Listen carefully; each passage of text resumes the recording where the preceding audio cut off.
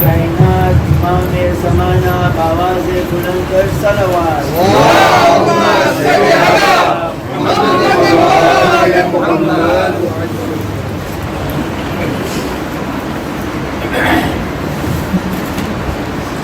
رحم اللہ من قرأ الفاتحہ.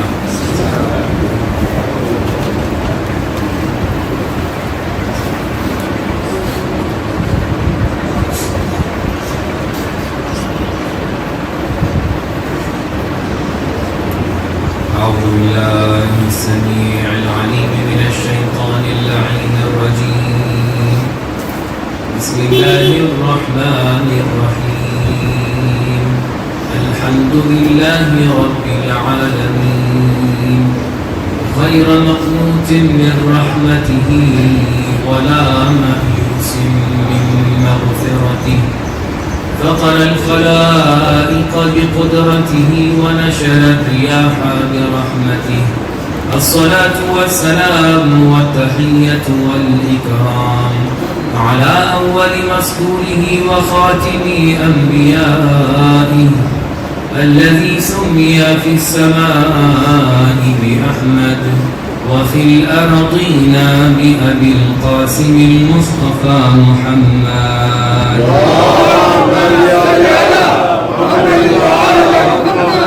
والصلاة والسلام والتحية والإكرام على آل بيته الطيبين الطاهرين المعصومين المنتجبين المظلومين الذين أذهب الله عنهم الرجس أهل البيت وطهرهم تطهيرا.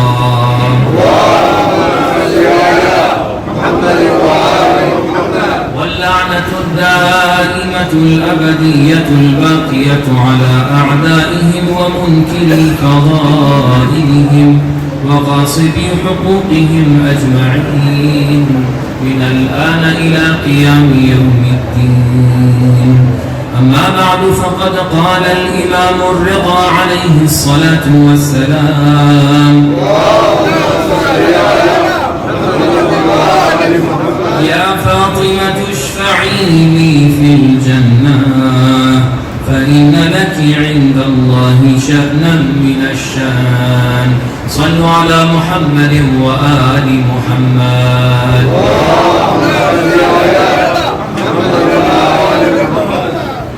السلام علیکم ورحمۃ اللہ وبرکاتہ. اس سے قبل کہ آپ کے سامنے مجلس کا آغاز کروں گزارش ہے کہ تھوڑا تھوڑا آپ لوگ آگے تشریف لے آئے تاکہ بعد میں آنے والے لوگوں کے لیے آسانی ہو. اور محمد و آل محمد صلوات.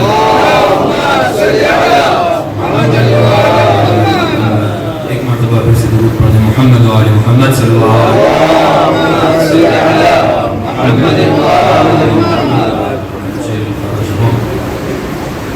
آج جناب معصوم قوم کی وفات یا رحلت کا دن ہے اور کل رات کو بھی آپ کے سامنے کچھ باتوں کو کچھ عرائض کو پیش کیا. آج انہی عرائض کو آگے بڑھاتے ہوئے جناب معصوم قوم کی جو زیارت ہے وہ زیارت امام رضا علیہ الصلاۃ والسلام اپنے امام سے منقول ہے. آپ سب جانتے ہیں کہ امام کا قول جو ہوتا ہے, امام کا کلام جو ہوتا ہے وہ امام الکلام ہوتا ہے. تو کلام الامام امام الکلام کی حیثیت سے اگر امام کسی کے بارے میں کچھ کہیں تو اس بات سے آسانی سے نہیں گزرا جا سکتا. یقیناً اس بات پہ غور و خوض کرنے کی ضرورت ہے تاکہ امام کے ہر کلام سے ہماری معرفت میں اضافہ ہو. ہم عام زندگی میں اگر کوئی عام سا شخص ہو, کوئی عالم ہو, کوئی اسکالر ہو, اس کی بات بھی اگر سنتے ہیں تو اس کو ایک کوٹ کے طور پر, اس کو ایک انفلوئنس کے طور پہ مد نظر رکھتے ہوئے اس کے اوپر عمل کرنے لگتے ہیں. بسا کہ ہم امام معصوم کی بات پر توجہ نہ کریں تو یہ ہمارے لیے افسوس کی بات ہوگی. لہٰذا بہت ضروری ہے کہ جو زیارت نامے منسوس ہیں, جو زیارت نامے منقول ہیں, محفور ہیں, یعنی جن کو خود ائمہ طاہرین نے یا معصومین نے بیان فرمایا ہے, اس کے اوپر خاص طور سے توجہ کریں, غور کریں. یقیناً آج کے زمانے میں آپ کو ہر معصوم کے علاوہ ہر کسی امام زادے کی بنسبت کچھ نہ کچھ زیارت نامے مل جائیں گے. یعنی آپ جب بھی مومن کے پاس بھی اگر آپ جاتے ہیں تو اس کو بھی سلام کرنے کا ایک طریقہ ہوتا ہے. تو بہت سے مقامات پہ آپ کو ملے گا کہ جو امام زادے یا جو سادات کسی خاص علاقے میں جا کے مدفون ہیں ان کے لیے کوئی نہ کوئی زیارت نامہ لگا دیا جاتا ہے. لیکن ایسا حقیقت میں یہ نہیں ہے کہ ہر زیارت نامہ جو آپ دیکھتے ہیں وہ کسی امام نے بیان فرمایا ہو. کہیں کہیں پر جنرل زیارت نامے لگا دیے جاتے ہیں. جیسے ایک مومن سے ملنے پر آپ کہتے ہیں السلام علیکم ورحمۃ اللہ وبرکاتہ. اگر میں آپ کو جانتا ہوں میں آپ کو کہوں گا کہ آپ پر سلام ہو, آپ نے یہ کام کیا, آپ کی میں تعریف کرنے لگوں گا, اسی کو عربی میں لکھ کے لگا دیا جاتا ہے. تو ان زیارت ناموں کی گفتگو نہیں کی جا رہی ہے, لیکن یہاں پر ان زیارت ناموں کی گفتگو کی جا رہی ہے جہاں پر خود امام نے بیان فرمایا. اور آپ جانتے ہیں میں نے کل بھی عرض کیا تھا اپنی مجلس میں کہ ہر امام زادے کے لیے, ہر امام کے بیٹے یا ہر امام کی بیٹی کے لیے زیارت نامہ موجود نہیں ہے. میں آپ کو اگر آپ کے سامنے نام لوں وہ شخصیات کے جو ہمارے لیے سب سے با اہمیت اور باعظمت اور باوقار شخصیات ہیں, ان کے لیے بھی زیارت نامہ موجود نہیں ہے. آپ کو سن کے تعجب ہوگا, جناب زینب سلام اللہ علیہا, ایک صلوات پڑھنے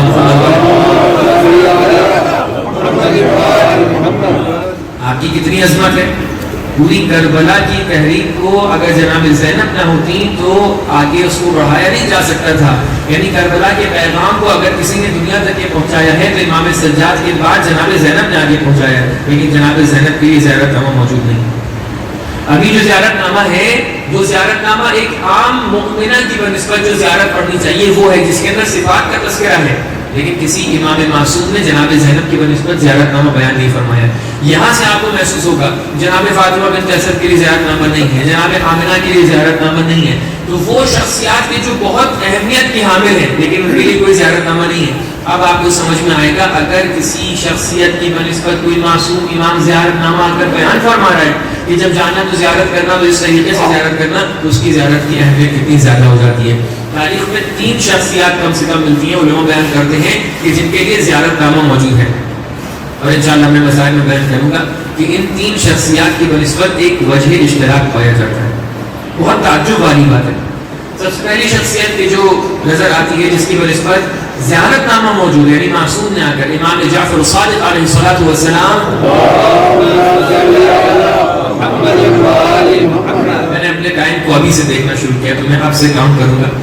تو سب سے پہلی شخصیت جناب عباس علیہ الصلوۃ والسلام کی ہے جن کی بنسبت امام صادق نے زیارت نامہ بیان فرمایا. دوسری شخصیت کی جس کی بنسبت زیارت نامہ موجود ہے وہ جناب علی اکبر ہے. جناب علی اکبر معصوم نہیں ہے لیکن ان کے لیے زیارت نامہ موجود ہے. اور تیسری شخصیت جس کے لیے زیارت نامہ موجود ہے وہ جناب معصوم ہے. اس زیارت میں امام رضا کیا ارشاد فرما رہے ہیں کہ یا فاطمہ اشفعی لی فی الجنہ, اے فاطمہ, اے معصومہ, میری شفاعت کرنا. امام مقام تعلیم میں ہے, یعنی بتانا چاہ رہے ہیں اپنے صحابیوں کو جب جانا تو ایسے زیارت کرنا, لیکن امام الفاظ کو اپنی طرف نسبت دے کے بیان فرما رہے ہیں. تو آپ اس سے اندازہ لگائیں کہ ایک غیر معصوم کتنی بڑی عظمت اور کتنے بڑے رتبے تک کے پہنچ سکتا ہے کہ جہاں پر امام معصوم یہ ارشاد فرمائے کہ اے فاطمہ میری شفاعت کرنا. کہاں پر شفاعت کرنا؟ امام ایک بات کو کلیئر فرما رہے ہیں, امام ایک بات کو واضح فرما رہے ہیں کہ دیکھو شفاعت ہمیشہ گناہوں سے بخشش کا نام نہیں ہے. بیان فرما رہے ہیں کہ یا فاطمہ تو اشفعی لی فی الجنہ, کہ اے فاطمہ میری شفاعت کو جنت کے اندر انجام دینا. یعنی کیا مطلب ہے؟ یعنی جنت تک کے پہنچنے تک کے لیے شفاعت کی ضرورتیں پڑ سکتی ہیں, وہ الگ شفاعت ہے, لیکن جنت کے بعد بھی شفاعت کام میں آ جایا کرتی ہے. وہ شفاعت کی جو جنت تک کے پہنچائے وہ ائمہ سے مخصوص ہے, لیکن جنت کے اندر بھی کچھ ایسی شخصیات ہوں گی کہ جو آپ کے رتبوں کو بالا لے جانے کے لیے اپنی شفاعتوں کا استعمال کریں گی. وہ ذات کے جو جنت میں ایک معصوم امام کے رتبوں کو بالا لے جائے اس کا نام فاطمہ معصومہ ہے. ایک صلوات پڑھ لیں محمد و آل محمد.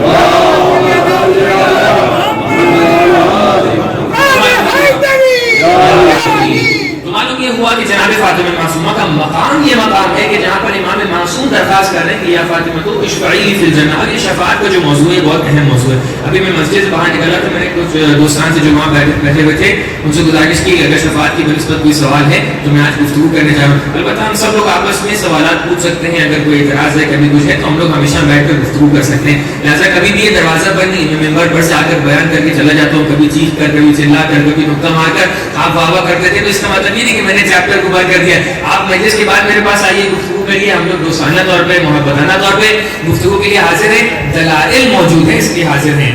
اگر دلائل نہ ہوتی تو ہم ہمیشہ بھاگتے کہ آپ میرے پاس مت آئیے گا, کیونکہ میں نے ممبر پر سے چیخ کے بیان کر دیا. نہیں, یہ چیخ کے بیان کرنے کا مقصد صرف اتنا ہے کہ آپ کے جوش اور ولولے میں اضافہ ہو جائے, ورنہ کوئی مقصد یہ نہیں ہے کہ میں بغیر دلیل کی کسی بات کو ثابت کر کے آگے بڑھ جاؤں. ایک سوال پڑھ دیں, محمد وعلی محمد. اللہ تبارک و تعالیٰ قرآن میں بہت سے مقامات پر شفاعت کا تذکرہ کرتا ہے, اور ہم لوگ اپنی نماز میں بھی بمرات و بکرات بار بار شفاعت کا تذکرہ کرتے ہیں. آپ دوسری رکعت میں تشہد کے بعد کیا کہتے ہیں؟ وتقبل شفاعته في امته وارفع درجه, یعنی رسول اللہ کی شفاعت کی دعا کرتے ہیں, پروردگار رسول اللہ کی شفاعت کو ہم سے قبول فرما. یعنی کیا مطلب ہے؟ قرآن نے, پروردگار نے بہت مرتبہ شفاعت کا تذکرہ کیا ہے. کم سے کم 13 مقامات پر اللہ تبارک و تعالیٰ نے شفاعت کا تذکرہ کیا ہے. لیکن شفاعت کے بنسبت سوال ہو سکتے ہیں. کیا سوال ہوتا ہے؟ ایک رانگ پکچر یہ رکھی جاتی ہے آپ کے سامنے. یہ شفاعت کا مسئلہ اتنا اہم ہے کہ اس کے لیے میں یہ تو نہیں کہوں گا کہ اشرے درکار ہیں, لیکن کم سے کم کئی سیشنز آپ کو ضرورت ہے. لیکن میں کوشش کروں گا اس کو خلاصہ کر کے آپ کے سامنے پیش کروں. ایک سوال یہ اٹھایا جاتا ہے کہ شفاعت ایک طریقے کی پارشیلٹی, یہ رانگ پکچر ہے. ہاف پکچر کی بات میں نے کی تھی مجلس میں, یہ بہت سے ٹائم پہ آپ کو ہاف امیج پیش کی جاتی ہے, ہاف امیج. یہ شفاعت ایک طریقے کی پارشیلٹی. کیوں پارشیلٹی ہے؟ معلوم یہ ہوا کہ اللہ تبارک و تعالیٰ نے یہ کہہ دیا کہ انہو, شاید یہ کہہ دیا کہ آپ مجلس میں آ کر کہتے ہیں 4 قطرے آنسو بہائیں, اس کے بعد جنت آپ کے لیے کنفرم. تو پھر اللہ نے شریعت کیوں بھیجی؟ کیوں اللہ نے نماز لکھی؟ کیوں اللہ نے روزہ رکھا؟ کیوں قرآن نازل کیا؟ کیوں انبیاء بھیجے؟ اس کا مطلب یہ ہے کہ آپ یہ کہہ رہے ہیں کہ آپ مجلس میں آئیے اور آپ کے لیے جنت کنفرم, آپ کو آنسو بہائیے جنت کنفرم, آپ آ کر صرف یا حسین کریے جنت کنفرم, آپ آ کر زیارت پڑھ دیں جنت کنفرم. کس نے یہ کام کہا؟ کس نے یہ بات کی؟ یہ ہاف پکچر ہے. یہ کبھی بھی کہنے کا مقصد نہیں ہے کہ آپ مجلس میں آئیے اور ایک آنسو بہائیے اور اس کے بعد جنت آپ کی کنفرم ہو جائے گی. اگر یہ سوال آپ اٹھائیں گے, اتنے جواب ماشاء اللہ ہم لوگ کے پاس موجود ہیں. آپ فرض کیجئے ایک انسان ہے کہ جو اپنی زندگی میں پوری شریعت پہ عمل کرتا ہے, اس نے نماز کو پابندی سے پڑھا لیکن اس نے روزوں کو چھوڑ دیا, اس نے حج کو پابندی سے انجام دیا لیکن جہاد کی طرف نہیں گیا. ابھی اہل بیت کو ایک دم آپ بریکٹ میں کنارے رکھ دیجیے. اب روز قیامت یہ انسان پہنچتا ہے, اللہ تبارک و تعالیٰ پلٹ کر یہ کہے کہ ہم تمہیں نماز کی خاطر جزا نہیں دے سکتے, ہم تمہاری نماز پر تمہیں اجر نہیں دے سکتے. میں پروردگار کیوں اجر نہیں دے سکتا؟ کیونکہ تم نے جو ہے روزوں کو چھوڑ دیا. ٹھیک ہے پروردگار, میں نے ایک غلطی کی کہ روزوں کو چھوڑ دیا, لیکن میں نے نماز تو پڑھی تھی. نہیں, اگر تم نے روزے کو چھوڑ دیا تو میں تمہاری نماز قبول نہیں کروں گا. آپ کہیں گے کہ اللہ تبارک و تعالیٰ قرآن میں کہہ رہا ہے کہ فَمَن يَعْمَلْ مِثْقَالَ ذَرَّةٍ خَيْرًا يَرَهُ وَمَن يَعْمَلْ مِثْقَالَ ذَرَّةٍ شَرًّا يَرَهُ. پروردگار تم نے تو وعدہ کیا تھا کہ اگر میں ایک اچھائی کروں گا, اتنی سی اچھائی کروں گا, تو میری مدد کرے گا, تو مجھے جزا دے گا. اب کیا ہو گیا؟ میں نے تو اچھائی کی تھی, نماز کو اچھا کام تھا, تو جزا کیوں نہیں دے رہے؟ تو آپ وہاں پر اعتراض کریں گے یا نہیں کریں گے؟ آپ گئے, آپ نے کہا کہ میں جہاد میں نہیں جاؤں گا, مجھے ڈر لگ رہا ہے, میں جہاد میں جنگ کرنے نہیں جا سکتا, لیکن میں حج کرنے جا سکتا ہوں. آپ بار بار حج کرنے گئے, بار بار حج کرنے گئے, آپ نے 10 حج کر لیے, لیکن آپ جنگ میں جہاد کرنے نہیں گئے. فرض کیجیے رسول اللہ کا زمانہ تھا, آپ کے پاس دعوت نامہ آیا کہ چلیے بسم اللہ حج پہ جانا ہے, جہاد پہ جانا ہے. آپ نے کہا جہاد پہ نہیں جاؤں گا. مذمت ہوگی. رسول اللہ کے زمانے میں بہت مرتبہ مذمت ہوئی, قرآن میں آیتیں نازل ہوئی کہ فضل اللہ المجاہدین علی القاعدین درجہ, فضل اللہ المجاہدین علی القاعدین اجرا عظیما. بہت مذمت ہوئی, لیکن اس کا مطلب یہ نہیں کہ اگر آپ حج پر گئے تھے تو اللہ یہ کہہ رہے پلٹ کر کے میں حج کا آپ کو حج کی جزا نہیں دوں گا. تو جب آپ مقایسہ کرتے ہیں نماز اور روزے کے درمیان, تو کبھی آپ پلٹ کر یہ نہیں کہتے کہ اگر صرف نماز پڑھیے تو جزا ملنا چاہیے, اس پر اعتراض نہیں کرتے. جب آپ مقایسہ کرتے ہیں حج کا اور جہاد کا, تو وہاں پر کبھی بھی آپ یہ پلٹ کر نہیں کہتے کہ اگر میں نے ایک حج کیا تو کیونکہ جہاد چھوڑ دیا تھا تو حج کو بھی ٹھوکر لگا دینا چاہیے. نہیں, وہاں پر آپ قبول کر لیتے ہیں. تو جب مقایسہ ہوتا ہے اس چیز کے بارے میں کہ ایک انسان عبادت کرے مصلی پر جا کر اور ایک انسان عبادت کرے فرش اعضاء پر آ کر, تو یہاں پر آپ کے اعتراض کیوں اجاڑ جاتے ہیں؟ یہاں پر اس کا مطلب یہ ہے کہ آپ دین کی روح کو صحیح طریقے سے سمجھ نہیں پا رہے ہیں. جب میں یہ بات کہہ رہا ہوں کہ آپ نہیں سمجھ پا رہے تو کوئی اعتراض نہیں ہے, یعنی کہ مقصد یہ ہو سکتا ہے میں بھی نہ سمجھ پا رہا ہوں, اگر آپ بہتر سمجھ لیں تو آ کے مجھے سمجھا دیں. یہ دین کا مطلب یہ ہے کہ دین کے اندر اللہ تبارک و تعالیٰ نے بہت سارے اعمال رکھے ہیں. اللہ وعدہ دے رہا ہے کہ اگر تم ایک اچھا کام کرو گے تو تمہیں اس کی بھی جزا ملے گی, اور اگر برا کام کرو گے تو اس کی بھی سزا ملے گی. اس کا مطلب یہ ہوا کہ اگر کوئی انسان فرش عزا پہ آ کر آنسو بہا رہا ہے, فرش عزا پہ آ کر ماتم کر رہا ہے, تو اس کو اس ماتم اور آنسو کی بھی جزا ملنا چاہیے. اور اگر وہ مسجد میں جا کر سجادے پر نماز پڑھ رہا ہے تو اس کی بھی جزا ملنا چاہیے. تو آپ پلٹ کر یہ نہ کہیں کہ اللہ تبارک و تعالی اگر اس آنسو کی بنسبت آپ کو جزا دینا چاہتا ہے تو اس پر اعتراض نہ کریں, کیونکہ وہاں پر بھی اللہ نے وعدہ یہی کیا ہے جو بھی اچھا عمل کرو گے, چاہے وہ سجادے پر ہو چاہے وہ فرش عزا پر ہو, اس کی جزا تمہیں ملے گی. ایک صلوات پڑھ دیں محمد و آل محمد. دوسرا سوال کیا کیا جاتا ہے, قرآن کیا کہتا ہے کہ مشرکین کہتے ہیں ہؤلاء شفعاؤنا, ہؤلاء شفعاء, مشرکین کیا کہتے ہیں کہ یہ لوگ ہمارے شفیع ہیں. تو شفاعت کا کام مشرکین کیا کرتے تھے, شفاعت کا کام. اور آگے بولا میں ایک مرتبہ سلوات پڑھ کے آپ لوگ تھوڑا تھوڑا اور آگے تشریف لیں. لیکن یہاں پر بہت سے لوگ کہتے ہیں مجھے پتہ نہیں چلا کس کی طرف اشارہ ہو رہا ہے, تو میں تو اپنے اوپر لے رہا ہوں. تو عرض یہ ہے کہ بیان ہی فرمایا قرآن نے کہ مشرکین کہتے ہیں ہؤلاء شفعاؤنا, شفاعت کا کام مشرکین کیا کرتے تھے. اب آپ شیعہ ہوتے ہوئے اگر شفاعت کا کام کرنے لگیں گے تو آپ وہی کام کر رہے ہیں جو مشرکین پہلے سے کیا کرتے تھے. عجیب سوال ہے. آپ یہ دیکھیے اگر ملا کے یہ بن جائے کہ ہر وہ کام جو مشرکین کیا کرتے تھے وہ غلط ہے, اس کو بند کرنا پڑے گا, تو پھر آپ کل سے حج پر مت جائیے گا, کیونکہ مشرکین بھی بہترین حج کیا کرتے تھے. مشرکین تو اتنا بہترین حج کیا کرتے تھے کہ اس دنیا میں جتنی بھی ان کی بندشیں اور قیدیں ہیں ان کو اتار دیا کرتے تھے. اور وہ کہتے تھے کہ ہم اللہ کی بارگاہ میں جا رہے ہیں تو ہم کسی قید کی ضرورت نہیں, وہ اپنے کپڑے بھی اتار دیا کرتے تھے. تو اگر ملا کے بن جائے کہ جو کام مشرکین نے کیا ہے وہ آپ نہیں کریں گے تو آپ کو کعبے کا احترام نہیں کرنا چاہیے. سارے مشرکین کعبے کا احترام کرتے تھے. اس زمانے میں سارے مشرکین کعبے کا آ کے طواف کرتے تھے. کل سے طواف چھوڑ دیجیے. جتنے بھی معاملات اسلام کے اندر ہیں یہ سارے کے سارے معاملات مشرکین بھی کیا کرتے تھے. اسلام نے آ کر معاملات پر تائید لگائی ہے. اسی لیے عرض کیا جاتا ہے کہ اسلام کی ہاف پکچر کو لینا چاہیں گے تو بڑا مسئلہ پیش آتا ہے. لہذا مقصد یہ ہوا کہ قرآن یہ کہہ رہا ہے کہ اگر آپ ایک طرف سے ایک زاویہ ایک پہلو لینا چاہیں گے تو بہت مشکلات پیش آئیں گی. آپ قرآن کی ایک دو آیتیں آپ کے سامنے بیان کر دو. آپ روزانہ آیت الکرسی بھی پڑھتے ہیں ماشاءاللہ, اس کے اندر آپ کیا کہتے ہیں من ذا الذی یشفع عنده الا باذنہ. اگر پروردگار کو یہ کہنا ہوتا ہے کہ کوئی شفاعت مقبول نہیں ہے, کسی کی شفاعت کو ایکسپٹ نہیں کرا جائے گا, تو یہ الا باذنہ کا ورڈ کبھی اللہ کہتا ہی نہیں. اللہ بغیر کسی معنی کے الفاظ بیان نہیں کرتا. اللہ ایک حکیم ذات ہے. اللہ ایسی ہی کوئی بات بیان کر دیتا ہے.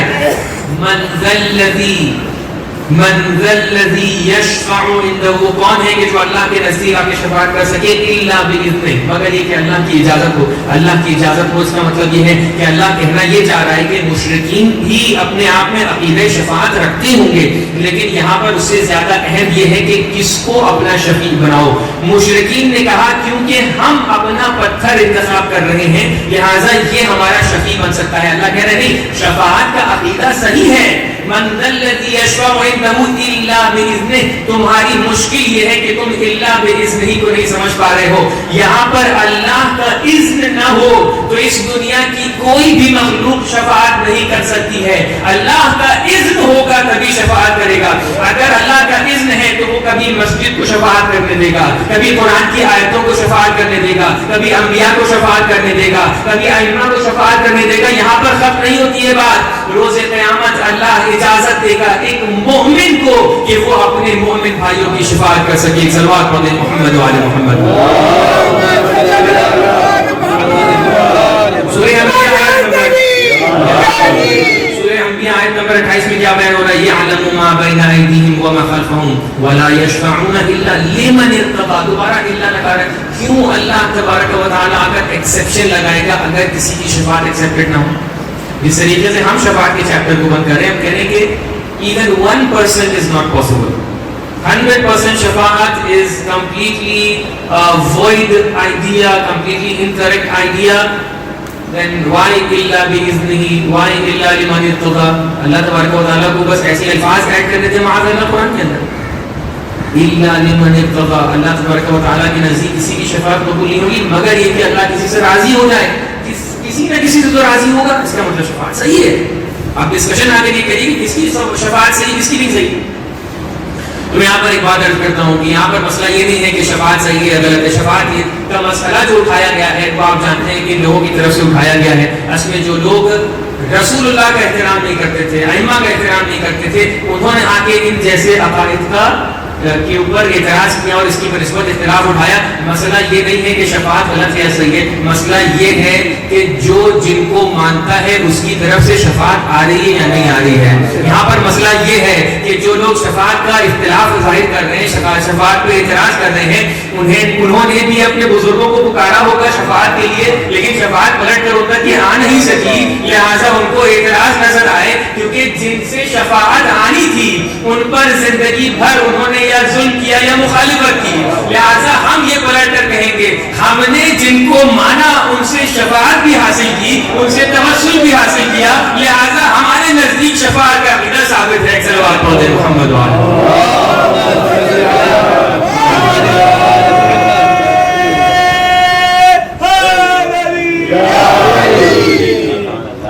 شفاعت کیوں اہمیت رکھتی ہے؟ بس چند بول اور آپ کی ذمہ کو تمام کروں گا. شفاعت اس لیے اہمیت رکھتی ہے کیونکہ شفاعت اس چیز کی مد نظر، اس چیز کے بدلے میں آپ کو مل رہی ہے کہ جو چیز بہت زیادہ اہمیت رکھتی ہے. تھوڑا سا وقت آپ ہمارے ساتھ رہیے اور توجہات کو یہاں پہ رکھیے کہ اویس قرنی کے بارے میں آپ کو میں بیان کروں. اویس قرنی کو آپ سب جانتے ہیں.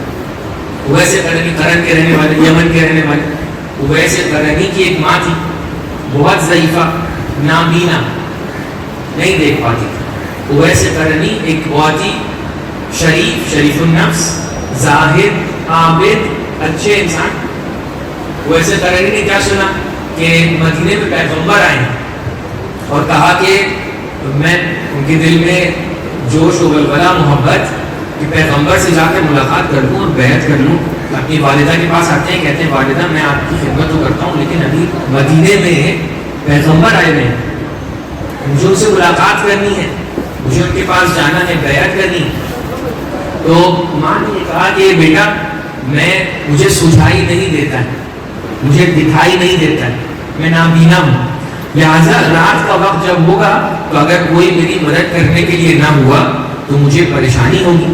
تو اس لیے میں تمہیں اجازت تو دیتی ہوں، پیغمبر کا نام ہے، میں تمہیں اجازت دے رہی ہوں، لیکن جانا آدھے دن میں واپس چلے آنا، رات تک کے مدینے میں رکنا نہیں. وہ ایسے قدمی سفر کر کے مدینے تک کے پہنچتے ہیں اور پیغمبر کے گھر پہ جب پہنچتے ہیں معلوم یہ ہوتا ہے کہ پیغمبر کسی سفر پہ نکلے ہو. اس لیے وہ ایسے قدمی انتظار کرنا شروع کر دیتے ہیں پیغمبر سے ملاقات کرنے. انتظار کرتے ہیں اور اس کے بعد وقت ختم ہو جاتا ہے. اب وہ ایسے قرنی ہے، ماں سے وعدہ کیا ہے، آپ تو زاہد ہیں، اچھے انسان ہیں، میں ماں سے وعدہ کر رہا ہوں، مخالفت نہیں کر سکتا. اس لیے اویس قرنی کہتے ہیں کہ میں جا رہا ہوں. اویس قرنی ٹوٹا ہوا دل لے کر کے پیغمبر سے ملاقات کرنے کے لیے آ رہے ہیں. کیوں پیغمبر سے ملاقات کرنے آ رہے ہیں؟ آپ کو پتا ہے کتنی زحمتیں لوگ کرتے تھے اس زمانے میں. نبی کے صحابی بن جانے کے لیے کیوں زحمتیں بھی کرتے تھے، کیا زحمتیں کرتے تھے. تو اویس قرنی صحابی بننا چاہ رہے ہیں، اویس قرنی اپنے لیے ٹائٹل لے کر جانا چاہ رہے ہیں، اویس قرنی پیغمبر کے تابع اور شیعہ اور محب بننا چاہ رہے ہیں. آخر آدھے دن میں جانا پڑ رہا ہے، واپس جانا پڑ رہا ہے، کس کے لیے؟ اپنی ماں کے لیے. اب اویس قرنی یمن واپس چلے جاتے ہیں، یکایک پیغمبر واپس آتے ہیں. پیغمبر گرامی اسلام جب واپس آتے ہیں تو لوگوں سے پوچھتے ہیں کہ مجھے جنت کی خوشبو آ رہی ہے، ذرا بتاؤ تو یہاں پر کون تھا؟ تو لوگوں نے بتایا کہ ایک کوئی شتر چرا تھا، شتربان تھا، وہ آیا ہوا تھا، اس کا نام اویس تھا. تو پیغمبر بیان کرتے ہیں یہ اویس وہ ذات ہے کہ جس سے جنت کی خوشبو آ رہی ہے. دیکھو اگر تم میں سے کوئی بھی قرن کی طرف جائے، یمن کی طرف جائے تو میرا سلام اویس کے لیے ساتھ میں لے کے چلا جائے اور اس کو یہ خبر دے دینا کہ اویس تم ایک صحابی ہو، اگر تم یمن میں بھی رہتے ہو، اور اسے بتا دینا کہ اویس تم میرے وسیع کے ساتھ علی بن ابی طالب کے ساتھ شہید ہو گئے جنگ صفین میں، جناب اویس شہید ہوئے جناب امام علی علیہ السلام کے ساتھ. تو اس کا مطلب یہ ہوا کہ پیغمبر نے کہا کہ اویس تمہارے پاس سے جنت کی خوشبو آ رہی. کس نے جنت کی خوشبو دی؟ اللہ نے. کیوں؟ کیونکہ نبی سے ملنے آ رہے تھے، دل کے اندر ایک بہت خالص، بہت ہی مضبوط، بہت ہی ٹھوس نیت لے کر آ رہے تھے. نیت کیا تھی؟ کہ پیغمبر سے ملاقات کر لیں. یہی نیت تھی، پیغمبر سے ملاقات کر لیں. اویس نے کیا زحمت کی تھی؟ سفر تو ہم لوگ بہت کیا کرتے ہیں. وہ چیز کہ جس نے اویس کے دل میں، اویس کے جسم میں، اویس کے وجود میں جنت کی خوشبو وہ چیز لے کر آنی، وہ کیا تھی؟ وہ اویس کی نیت تھی، وہ اویس کا دل تھا، وہ اویس کا عزم تھا، وہ اویس کا ارادہ تھا. اویس کے ارادہ و عزم و نیت نے ان کے اندر جنت کی خوشبو ایجاد کر دی. اویس کے ارادے اور نیت نے ان کے نبی کے سلام کو پہنچا دیا. اس کا مطلب یہ ہوا کہ لوگ بہت محنت کرتے ہیں کہ نبی کے صحابی بن جائیں، اور وہ لقب صحابی پیغمبر نے اویس کو یمن میں بیٹھے بیٹھے دے دیا. لوگ اتنی زحمت کرتے ہیں صحابی بننے کے لیے، لوگ اتنی زحمت کرتے ہیں صحابی بننے کے لیے کہ ڈر لگ رہا ہوتا ہے، لیکن نبی کے ساتھ چلے جاتے ہیں. نبی کے لیے کام خراب کر دیتے ہیں، نبی کے لیے غار میں کام خراب کر دیتے ہیں، لیکن ساتھ میں چلے جاتے ہیں. ڈر لگ رہا ہوتا ہے. لوگ کیسے نبی بننا چاہتے ہیں کہ نبی کے ساتھ چلے جاتے ہیں، جنگوں سے پلٹ کر واپس چلے آتے ہیں، اور جب اسار بلایا جاتا ہے تو وہ تلوار نکال کے کھڑے ہو جاتے ہیں. ارے یہاں پر تلوار نکالنے کی کیا ضرورت ہے؟ نہیں، اپنی شجاعت دکھانا چاہتے ہوتے ہیں. کیسے ہیں لوگ؟ کیسے نبی بننا چاہتے ہیں؟ لوگ کہتے ہیں کہ نبی کے ساتھ ساتھ جانا ہے، جنگوں میں جانا ہے، جنگوں میں جانا ہے تاکہ نبی کے ساتھ نام جڑ جائے. آپ کو پتہ ہے لوگ آج کل کیا کہتے ہیں؟ جنگوں کی تذکرہ ہے. لوگ آج کل کیا کہتے ہیں کہ شیعہ کی مجلسوں میں رسول اللہ کا نام نہیں دکھائی پڑتا. شیعہ کی مجلسوں میں رسول اللہ کا نام، تذکرہ، رسول اللہ کے قول، رسول اللہ کے اشعار نہیں دکھائی پڑتا. لیکن اگر نہیں دکھائی پڑتا تو اس اعتراض کو یقینی طور پر لے لیجیے گا. اگر واقعا ہماری مجلسوں میں نبی کا تذکرہ نہیں ہے تو اس اعتراض کو اپنے ساتھ تھام کے بیٹھیے گا، اعتراض کو صحیح کرنے کی کوشش کیجیے گا. ٹھیک ہے؟ لیکن جہاں پہ تذکرہ ہوتا ہے الحمدللہ ہم لوگ نبی کا تذکرہ کرتے ہیں، دوسرے ذریعے سے کرتے ہیں. نبی کا نام لے کر بھی تذکرہ کیجیے. ہر مجلس میں جس طریقے سے اہل بیت نبی کا تذکرہ کر رہے ہیں، نبی کا تذکرہ بھی کیجیے.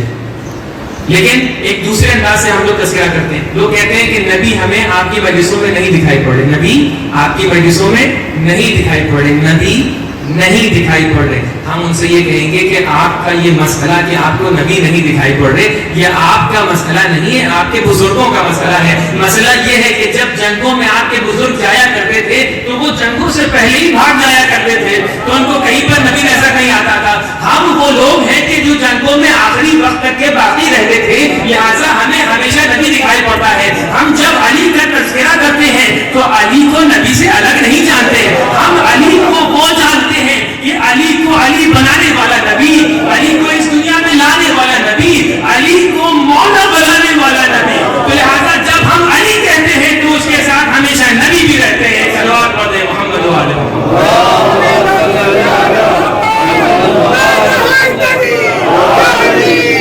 بات کو الگ لے کے نہ جائے، شفاعت کے اوپر بات ہے. آپ کہہ رہے ہیں کہ شفاعت کیسے ہو سکتی ہے؟ آپ نے تو کوئی زحمت نہیں کی. ہم زحمت کر رہے ہیں، مسجد آ کے نماز پڑھ رہے ہیں، روزہ رکھ رہے ہیں، تسبیح کر رہے ہیں، حج پہ جا رہے ہیں، اور آپ مسجد میں جا کر اپنے لیے جنت بنانے کے لیے چلے جا رہے ہیں. ایسا تو نہیں ہو سکتا. میں کہوں کہ ایسا کیوں نہیں ہو سکتا؟ اویس قرنی وہاں پر آئے، انہوں نے کوئی زحمت نہیں کی، نہ جنگوں میں گئے، نہ نبی کے ساتھ رہے، نہ غار میں گئے، نہ تلوار نکالی، نہ کسی اسیر کے اوپر مار پیٹ کی. لیکن اویس قرنی کو نبی یہ کہہ رہے ہیں کہ آپ میرے صحابی ہیں. شعر فارسی میں ہے کہ گر در یمنی پیش منی گر مومنی. کہا اگر تم یمن میں بھی ہو تم میرے ساتھ ہو، اگر دل تمہارا میرے ساتھ ہے. کہنے کے مقصد کیا ہے کہ اویس قرنی نے کیا زحمت کی تھی؟ اویس قرنی نے کوئی زحمت نہیں کی تھی سوائے یہ کہ اویس قرنی کا دل رسول اللہ کے ساتھ تھا. یعنی یہ کہ اگر آپ کا دل کعبے میں ہے تو آپ کعبے کے ساتھ ہیں. یعنی یہ کہ اگر آپ کا دل رسول اللہ کے ساتھ ہے، دعوت ذوالعشیرہ میں ہے تو آپ دعوت ذوالعشیرہ میں ہیں. آپ کا دل اگر غدیر میں ہے تو غدیر کی تپتی ہوئی دھوپ کو آپ ابھی محسوس کر سکتے ہیں. یعنی اگر آپ کا دل کربلا میں ہے تو ابھی آپ قیام حسینی کو محسوس کر سکتے ہیں. یعنی نچوڑ نکل کے یہ بات آئی، الراضی بفعل قوم کا مثلہم، اگر کوئی انسان کسی شخص یا کسی قوم کے فعل سے راضی ہو جائے تو یہ اس طریقے سے ہے کہ ان کے ساتھ ہے. اگر ہم کسی کے فعل سے اپنے دل سے اپنی نیت سے راضی ہو جائیں تو یہ اس طریقے سے ہے کہ ہم نے وہ فعل انجام دے دیا. اویس قرنی نبی کے ساتھ رہنے پر راضی ہو گئے، دل کو ساتھ رکھا، نیت کو ساتھ رکھا، لہٰذا اویس قرنی نبی کے ساتھ ہو گئے، نبی کے صحابی بن گئے، ان کو اتنا بڑا رتبہ مل گیا، جنت کی خوشبو مل گئی، نبی کا سلام مل گیا. تو اس کا مطلب یہ ہوا کہ اللہ تبارک و تعالیٰ کو آپ کی جسمانی اٹھک بیٹھ کو نہیں دیکھنا ہے. اللہ تبارک و تعالیٰ کو آپ کی جسمانی بھوک کو نہیں دیکھنا ہے. دیکھنا یہ ہے کہ کس کی نیت کس درجے پر ہے. اگر وہ انسان کہ جس کی نیت عروج پر ہے اور وہ مجلسوں میں آ کر بیٹھ رہا ہے، اگر وہ انسان کہ جس کی نیت اور اس کا دل اللہ کے ساتھ ہے، وہ مجلس میں اس وجہ سے آ رہا ہے کہ اللہ کو راضی کر سکے، تو وہ انسان بھی اتنا ہی حقدار ہے کہ جو جا کر نماز پڑھ رہا ہے. لہٰذا خلاصہ یہ نکل کے آیا کہ اگر اویس قرنی کو ایک نیت کے بدلے جنت کی خوشبو مل سکتی ہے، نبی کی صحابیت کا لقب مل سکتا ہے، نبی کی ہمراہی کا لقب مل سکتا ہے، تو ہم لوگ کہ جو صبح و شب اپنے نبی کے ساتھ اپنے دل کو رکھتے ہیں، علی کے ساتھ اپنی نیتوں کو رکھتے ہیں، ہمارا جاگنا نبی کے ساتھ، ہمارا سونا نبی کے ساتھ، ہمارا اٹھنا علی کے ساتھ، ہمارا بیٹھنا علی کے ساتھ، ہماری زندگی علی کے ساتھ، ہمارا مرنا علی کے ساتھ. تو جو انسان ایک نیت سے نبی کی صحابیت کا لقب حاصل کر لے اور اللہ اس کو لقب صحابیت دے دے، تو جو لوگ اپنی حیات و ممات کو اہل بیت کے ساتھ رکھتے ہوں، ان کو اگر شفاعت کے ذریعے سے جنت نصیب ہو جائے تو اس میں تعجب والی بات کیا ہے؟ ایک صلوات پڑھیں محمد و آل محمد.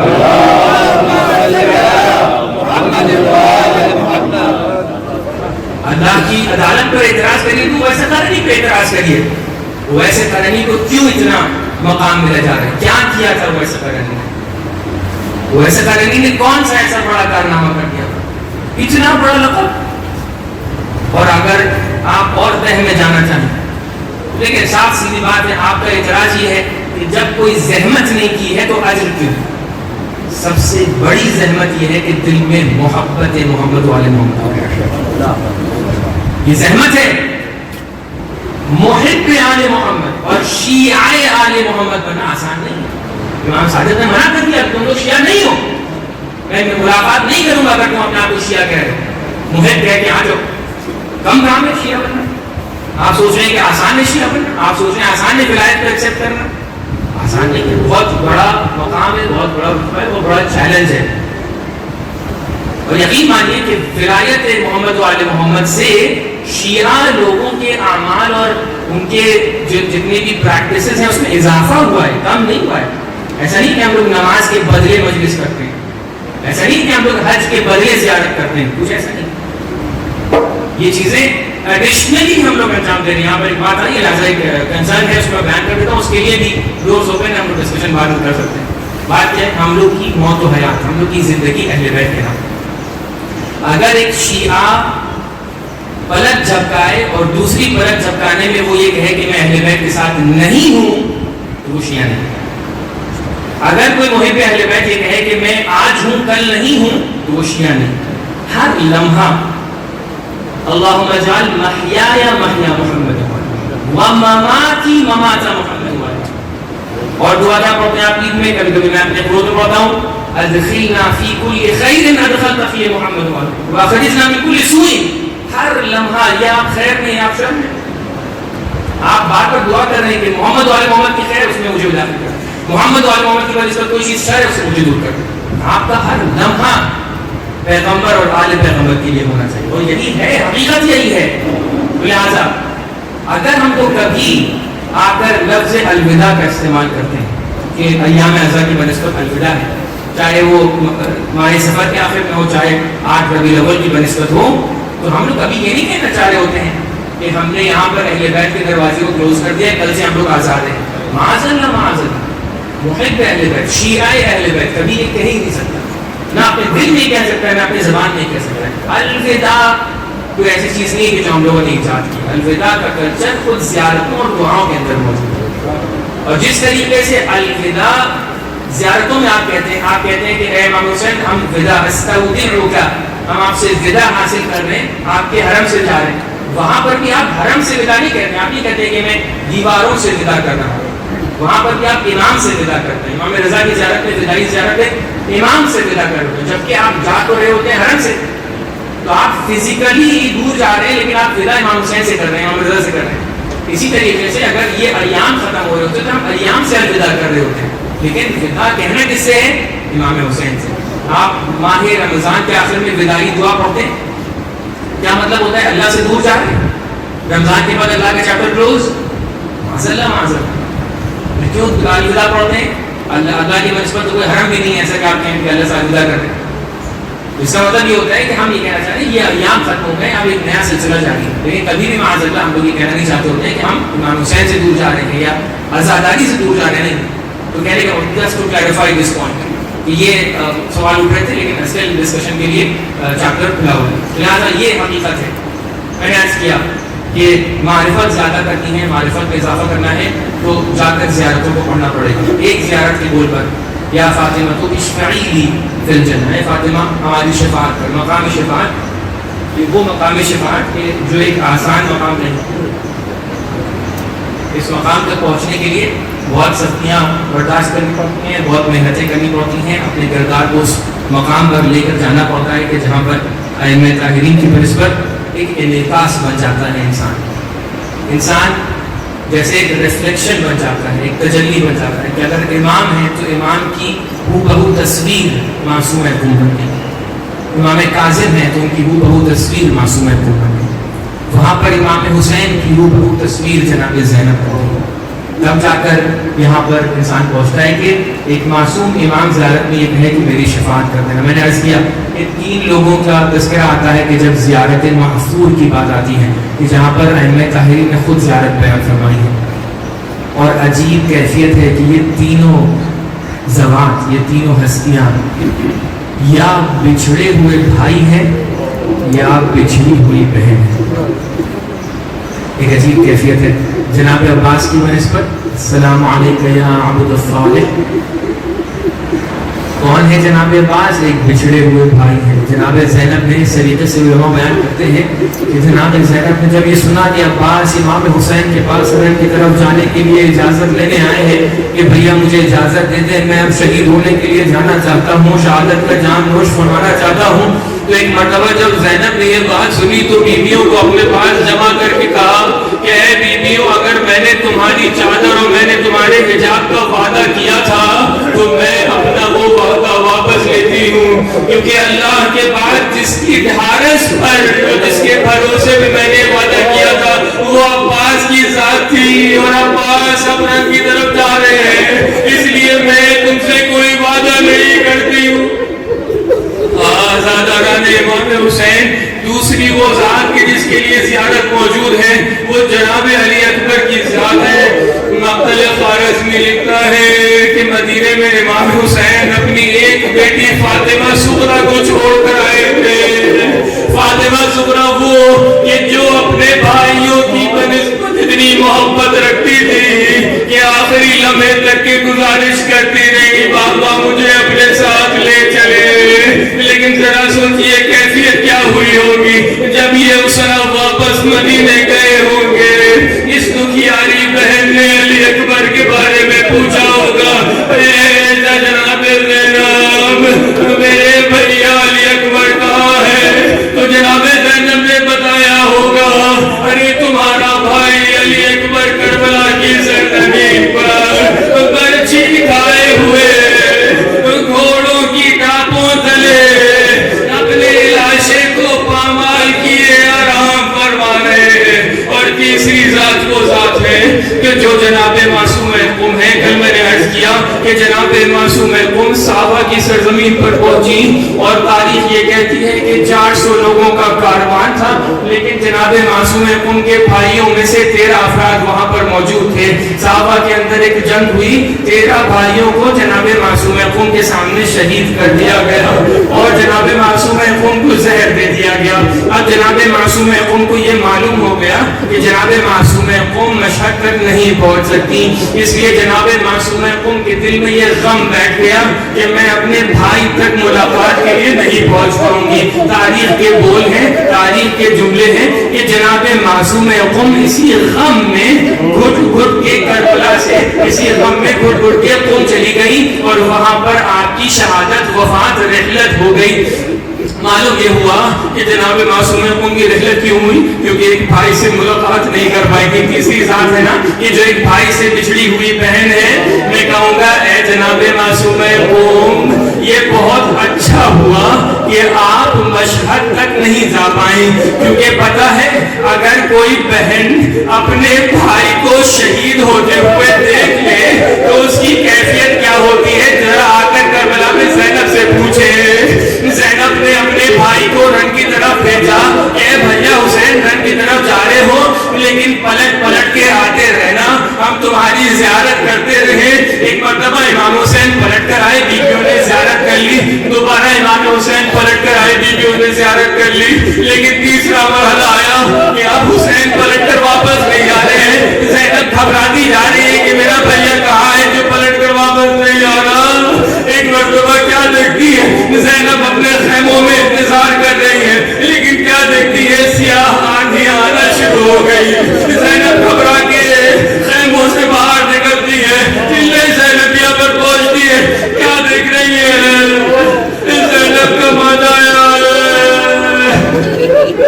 زین سے زمین پر آ رہا ہے, لیکن زینب بچا نہیں پا رہی ہے. زینب حسین کو دیکھ رہی ہے لیکن آدھا اس طرف سے تیر چلا رہے ہیں. کوئی تازیانے مرتا ہے, جس کے پاس کچھ نہیں ہے وہ پتھروں کو اٹھا کر مارتا ہے. زینب پکار رہی ہے, اے میرے حسین کو بچا لو, ارے میرے ماجھائی کو بچا لو. ایک مرتبہ پکارتی ہے, اے پسر زاد, تو دیکھ رہا ہے میرے ماجھائی کو قتل کیا جا رہا ہے لیکن تو اسے بچا نہیں رہا ہے.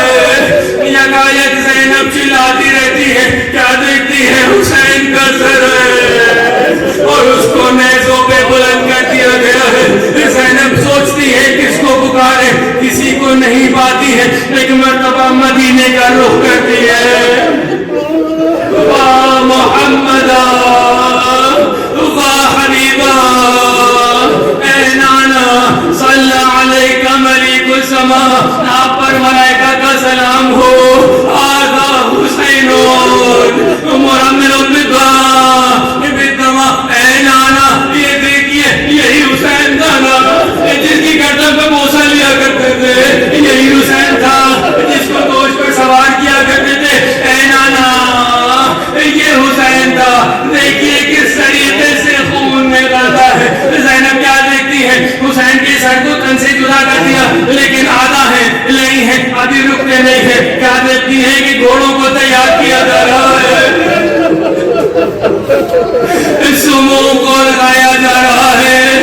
زینب کیا دیکھتی ہے, ایک مرتبہ گھوڑوں کو دوڑاتے ہوئے لاتے ہیں. وہی حسین جس کا نبی احترام کیا کرتے تھے, اس کے لاشے پہ گھوڑوں کو دوڑا دیا جاتا ہے. اب زینب دیکھتی ہے وہی بھیا جس کی روزانہ زیارت کر دیا کرتی تھی, وہی بھیا جس کی گردن کا بوسہ لیا کرتی تھی, وہی بھیا جس کے ہاتھ کا بوسہ لیا کرتی تھی. ایک مرتبہ زینب کو حسین کے پاس لایا جاتا تھا, لایا جاتا ہے, کیا دیکھتی ہے وہی حسین کہ جس کی خوشبو سے حسین کو پہچان لیا کرتی تھی. ایک مرتبہ پکار کر کہتی ہے انت یا اے بھیا, کیا یہ تمہارا نشہ ہے؟ ارے بھیا میں نے خیموں سے بھیجا تھا تو یہ ہاتھ کی ہڈیاں سالم تھی. اے بھیا میں نے خیموں سے بھیجا تھا تو یہ سینے کی ہڈیاں سالم تھی. اے بھیا میں نے خیموں سے بھیجا تھا تو یہ گردن سالم تھی. یہ گردن کیوں الگ ہے, یہ گردن کی رگیں کیوں الگ ہے, तुम ही मेरे हुसैन हो। अला लानतुल्लाहि अलल कौम मात मेरे हुसैन।